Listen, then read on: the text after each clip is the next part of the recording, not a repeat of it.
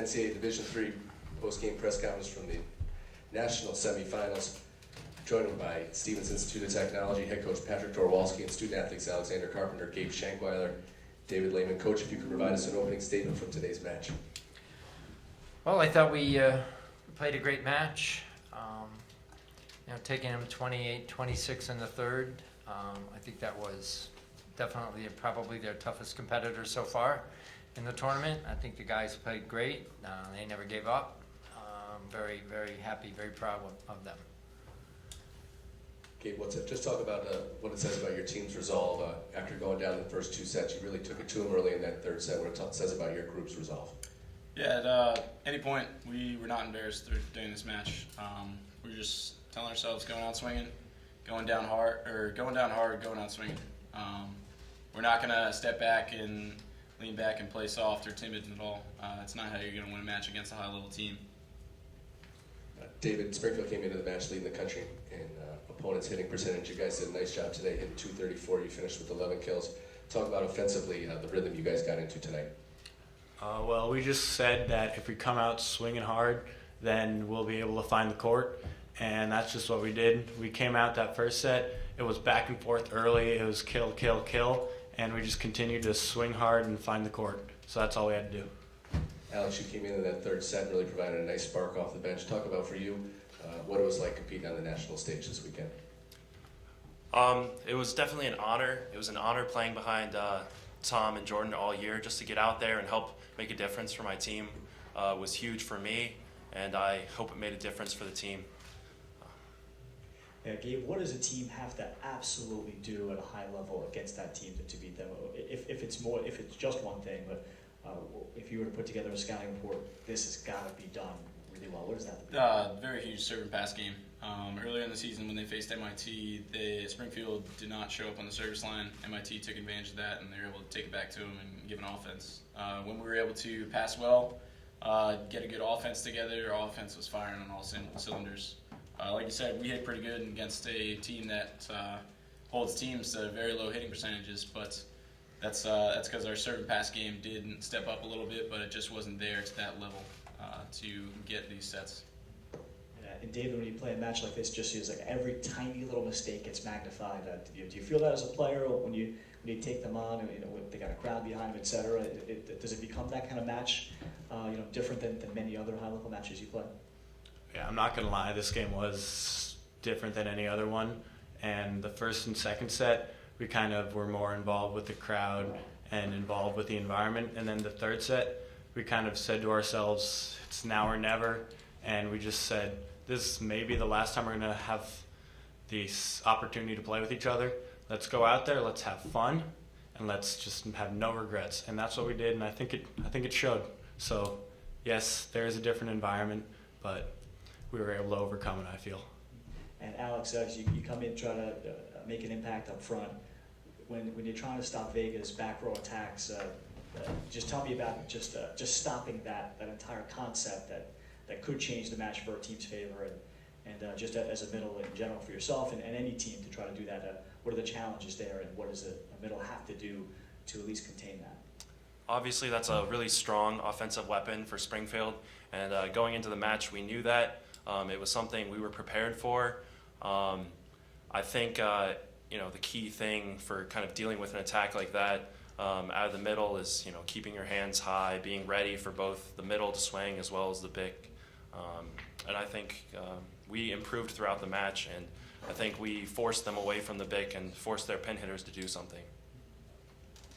Gabe, you mentioned the hard swings from behind the service line from Springfield today and how they really miscued against MIT.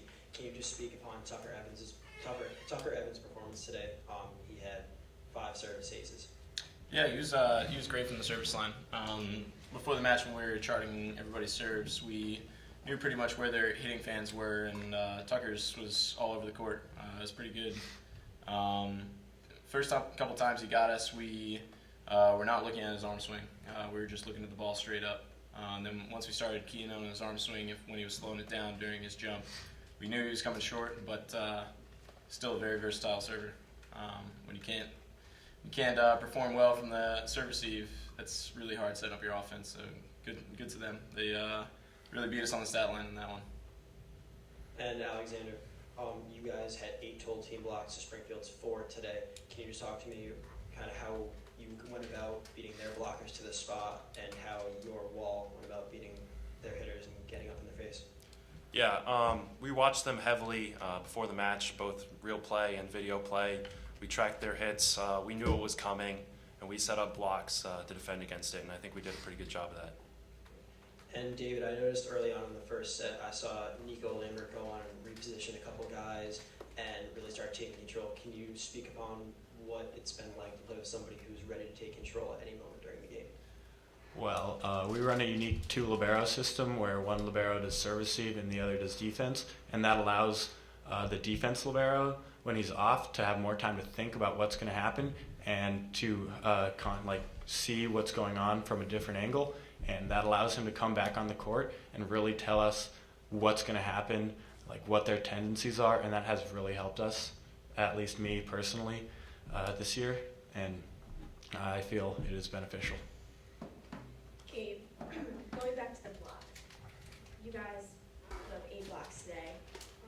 How exactly did you shut down the systematic offense of Springfield? Yeah, like I said before, when our service seed was clicking, we were able to stick with them and even play better than them in some points.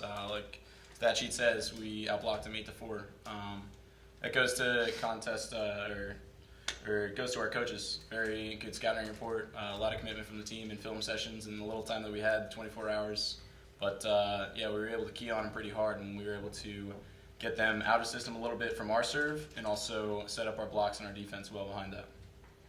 Alex, coming in the final set, how did you contribute to that, bringing them neck and neck the entire way, just pushing through to almost pulling out the set? How did you contribute? Coming off the bench, I knew that I needed to go in for one thing, and that was to really we needed a change. We needed to put some good blocks up against these guys. My fellow middles were doing a great job. We just knew that we needed to change something, and yeah, that was improving our blocks, forcing them to change something, make them make errors. So that's what I went out to do. I think we did make a big impact. We again forced them into overtime points by changing that strategy. It worked well for us. It just was unfortunate it didn't quite end in that set going our way. This could be for any of the 3. Could you just describe just the rivalry you have with Springfield, and what was it particularly like being able to beat them in 2015? Yeah, it was. I guess that was our last game playing against them in 2015. We don't usually get the chance to play them during the regular season, so when we hear about news from each team, and I don't know if they hear this as well, how successful the other team is, who they're taking down, who they're struggling with, it makes us think about the next matchup we're going to have against them to be able to prove ourselves against the best competition. And right now, I think 2 teams that are on the court this afternoon, you got to beat the best to be the best, and they proved it tonight. Could you just take us through the final portion of the 3rd set, 24-21? You guys came back. The crowd was looking to start the buses up, but could you just how did you fight through that sort of adrenaline from the crowd, and what was it like feeding off of that? Yeah, the crowd was awesome tonight. We in our first NCAA game we played Endicott, equally as big of a crowd. They were very pumped up that we were there to take on us. And through these last 24 hours, we were just as excited talking to each other in the hotel. Really look forward to it. We sort of thrive off the crowd sometimes, which I really look forward to. But at the end of that set, we really got a spark. I mean, we were down, I think, by 2 points at one point. 2 or 3 points, and we really got a spark from Alex coming in, and also Grant Berdan coming in as a serve sub. He was able to, through the 3rd set, run off a couple points, and we were really looking forward to that. When we were coming down to crunch time, he was coming back in the service line, and that was a really great rotation for us.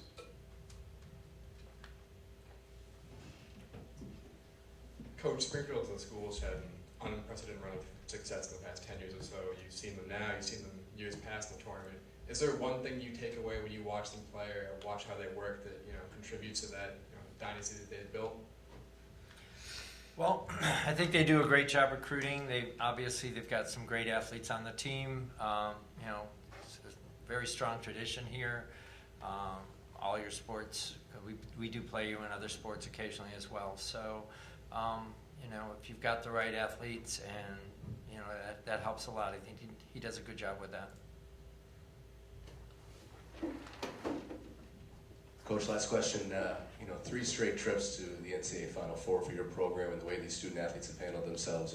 You must be certainly very proud of your student athletes, not only how they handle themselves on and off the court, but the direction this program's headed. Absolutely. We've been in probably 8 to 10 championships over my tenure, and I probably think I'm one of the luckiest coaches in the country because I get consistently great guys. They work very hard. They're very respectful. I'm a very lucky coach. Congratulations on a great season, guys. Thank you very much. Thank you.